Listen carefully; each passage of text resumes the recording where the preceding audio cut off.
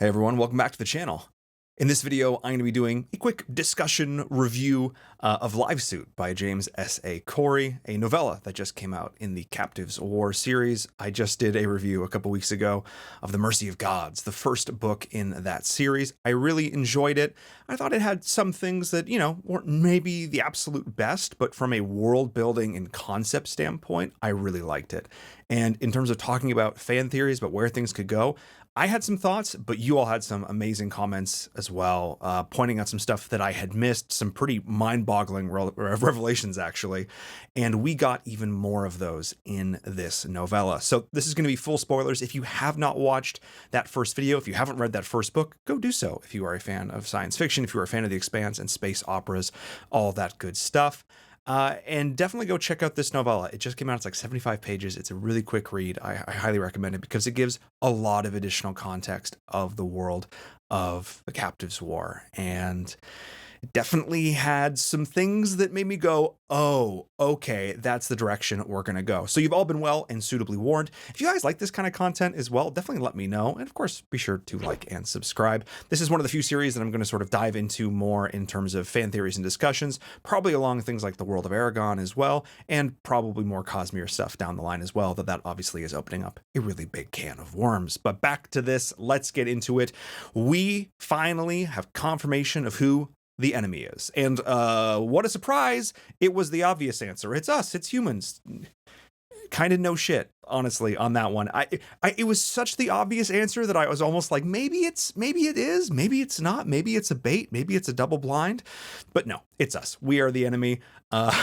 We are the ones that, are constantly sort of out of the field of vision in the first book. The Carracks are always talking about who the enemy is.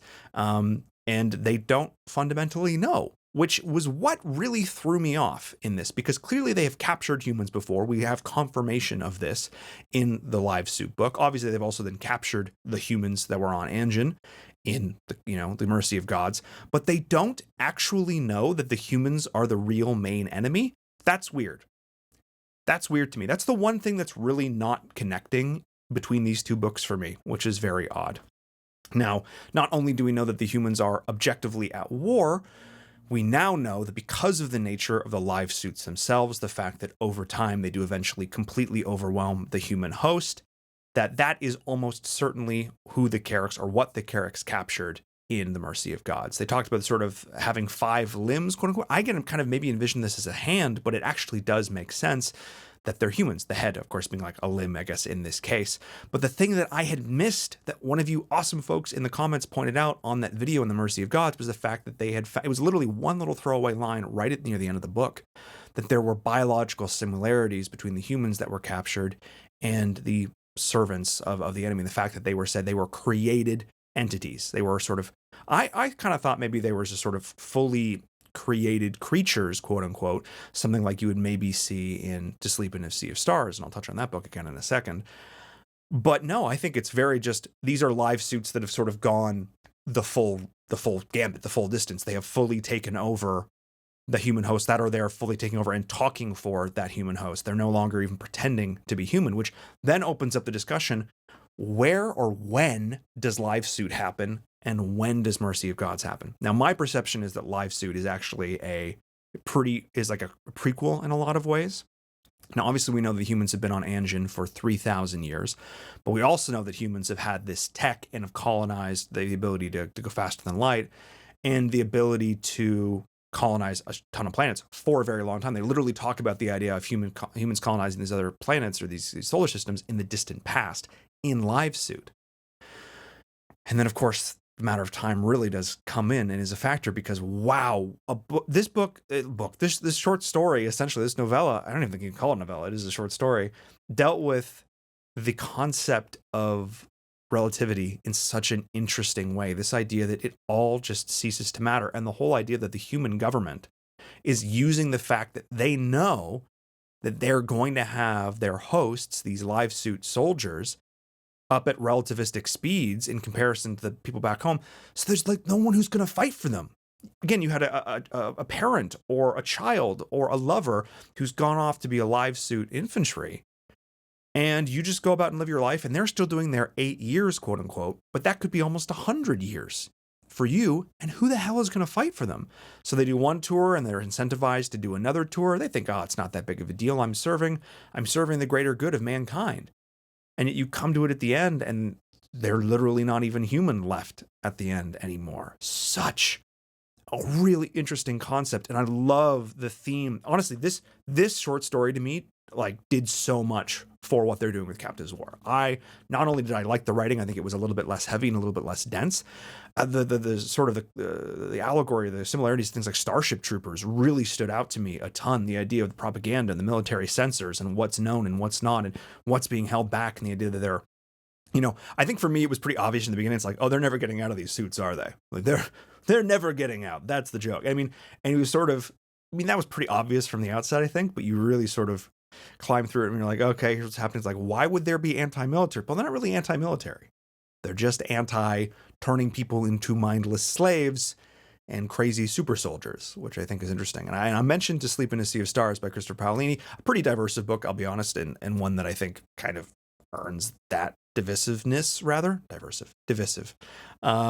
because I think people had some issues with the prose and the pacing, but I think the concepts are super cool. And the idea of the soft blade, which is, again, very similar to the live suits in a lot of ways, the ability to not only regulate the human body, but also replace things like missing limbs, as an example, and repair and turn it into even more of a weapon. Now, I don't think those similarities are by accident, but one of the things that really stood out to me is just really how in Livesuit, the idea of this sort of shared link and almost hive mind mentality just evoked so many other interesting sort of callbacks to other great sci-fi IPs, things like Altered Carbon, when you talk about these sleeves it's minor spoilers, I guess, but these sleeves that are sort of, this pack mentality, quote unquote, and this sort of wanting people to sort of fit together. But then the idea that they take that, they create that, and then they intentionally break it because they don't want these people forming these kind of long-term attachments. So interesting, so fascinating. And then eventually down the line, when we see these, again, I'm assuming down the line, when we see the fully completed live suits being tortured and interrogated the characters, there's nothing even human left to them, which is so interesting. The fact that they're communicating, they can't even communicate verbally anymore. They're communicating through these sort of other means. They need these additional translations, which then is so interesting because we talk about the idea and the concept of the live suit tech. At what point does that evolve or merge or change into what becomes the swarm? I am assuming they're based on the same kind of tech. Now, I think the big question for me, of course, is where do the humans of Anjin sort of fall into this? Now, was this sort of these are defectors of humanity who didn't want to be, under this thumb of this oppressive government regime who's creating these slave soldiers? Or were they just a human colonization mission gone wrong? Or were they intentional bait for the Carracks, and humans are now thinking in the really long term, the really long game? And that, of course, opens up a whole other series of questions. I thought this, if you're going to release a short story like this, have it do exactly what this one did. Answer some questions and ask us a hell of a lot more. So very interesting to me. I'm curious as to what the rest of you think as well. For those of you who read it through, those who are sort of following along with this, I was not expecting this, honestly, for us to sort of get this fill in, and I was not expecting for us to get the reveal. I mean, again, I think it was sort of obvious, but to me it was almost too obvious. But I guess they're sort of leaning into it again. And this, if you've watched that last video, this idea again where these little TikTok videos where humans are actually the scary aliens. I think those are cool, and to see this really fully thought out and fully realized by these two fantastic authors, very, very neat. Again, obviously, I enjoyed this little story for what it was, but what I really enjoyed about it was, again, what it meant for the broader universe and what it meant for what they're building here with Captives War. So yeah, very cool stuff. Quick little video. I just want to talk about it. I just wanted to nerd out. I'm just enjoying this, and I want to talk about this stuff. So yeah, if you guys want to get involved in the conversation, obviously, get down there in the comments, and I'm really curious to hear about what you guys think in terms of timeline stuff, especially the relation of Anjin and all this. Again, I don't think there can be any doubt now that the creatures, the whatever those artificial creations were that were captured by the Carracks were in fact live suits. I don't think there's anything else that they really could be, or maybe some kind of future iteration of a live suit. But yeah, very cool, very interesting. I'm excited. Yeah, okay.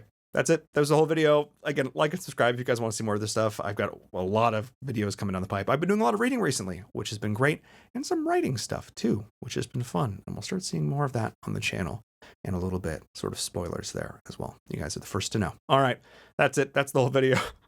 Hope you're all doing well, and I'll see you on the next one. Cheers.